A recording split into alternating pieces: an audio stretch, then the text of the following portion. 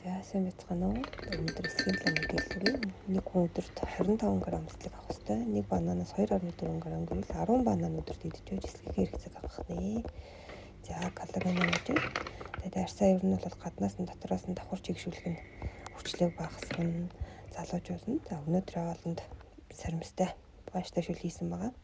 Ханиадны үе үлрэл солигдож байгаа учраас тэгээд өөрөө ч гэсэн бас хоолой сууж ихсэж бас ном минь ууж байна. Тэгээд өдөр бүрийн хүүхдийнхээ дархлааг дэмждэг витаминуудаа уулгаж байна.